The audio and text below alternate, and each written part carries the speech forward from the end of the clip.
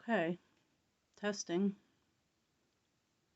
I wanted to make a short video about a couple of stitches that were asked about in our group. The French knot was one, and then what to use for flower stems. So I have set up some embroidery hoops with some samples of stem stitch, split stitch, and then the French knot.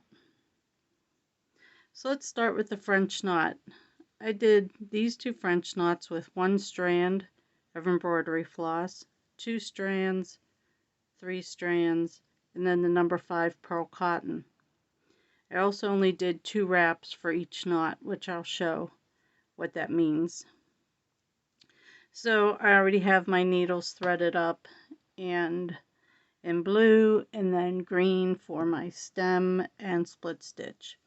So basically all I've done is just take a loosely woven cotton fabric. I lined it with some quilt batting just to make the samples, so that's for both of them. Okay, so I'm going to demonstrate the stem stitch. First I'm going to use a single strand of embroidery floss. So you come up at the bottom of your fabric, not your thread of course. Then this is hard to do with a hoop and nothing to brace it against. But I put my thread in front of where I want my knot to go, because when I bring my needle back through the fabric, it's going to be not at the place I came out, but right next to. So I want it as close as possible without going into the same hole this thread is coming out of. So I do 2 wraps, 1 and 2. This is a really hard way to do this.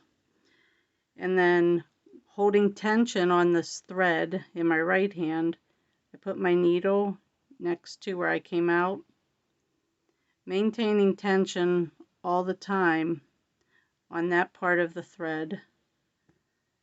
I just gently pull through and then a little knot forms. Now this knot's kind of loose, and that's kind of what happens for me with single-stranded French knots.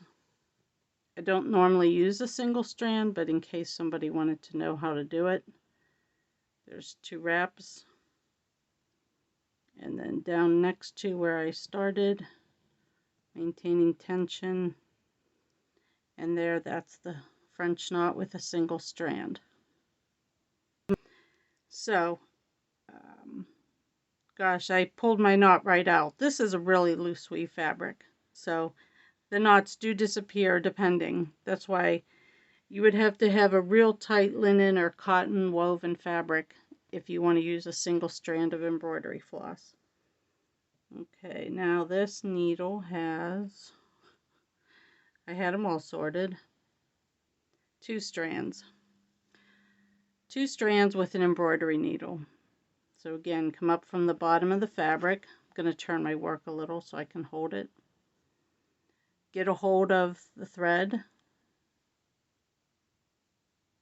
and then do 2 twists, 1, 2, and then go back in very close to next to where I came out, maintaining the tension on the thread.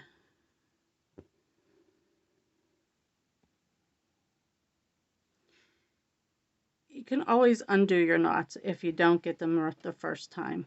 And this just takes practice. I've been practicing this a long time, and I'm to the point now where most all of the knots that I do in a project are the same. So 1, 2, and then try not to have my thread all tangled.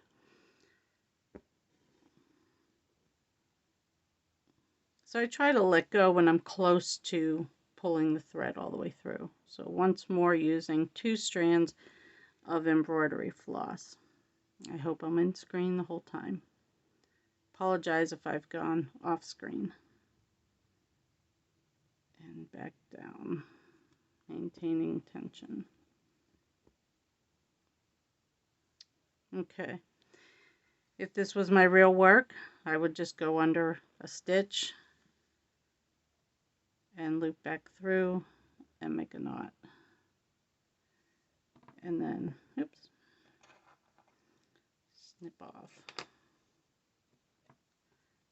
Okay, using a little pin cushion I made. Now I'm going to use 3 strands of embroidery floss. It's the same method, and this is just more practice for me, I suppose. Turning my work so I have a better grip on what I'm doing. 1, 2,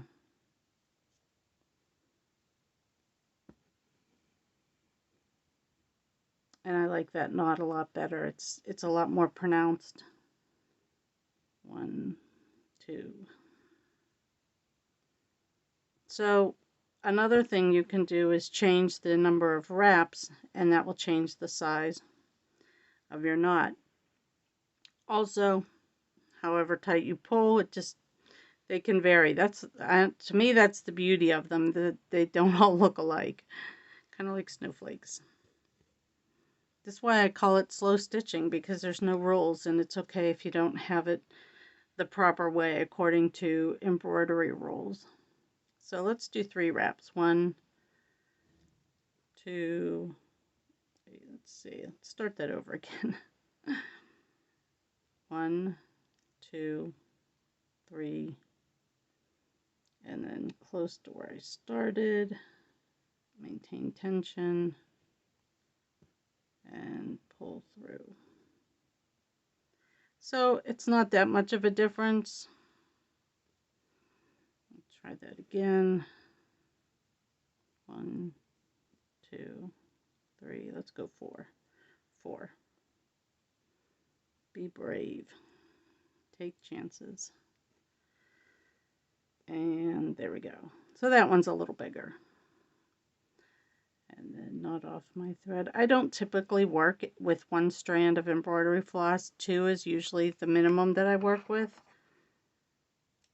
It's just my preference. Okay, now when you use the pearl cotton, it's such a larger thread by comparison. And the twisting of the thread, it just provides, this is comparing to like this, this is 3 strands of embroidery floss. So pearl cotton number 5, thicker thread. I've got a chenille number 18 needle. It has a point. Remember, tapestry is dull, so you would want to use a pointed needle. So embroidery or chenille for making French knots. Again, up through the back. Sorry about that. Okay, up through the back. 1, 2 twists, which really looks like 1, but pull back through.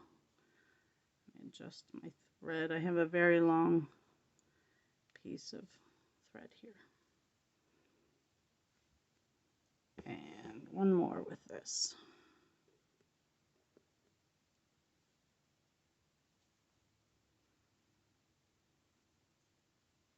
I am no expert by any means. This is just a style I've developed for being left-handed and just kind of being a lazy embroiderer. So there we go.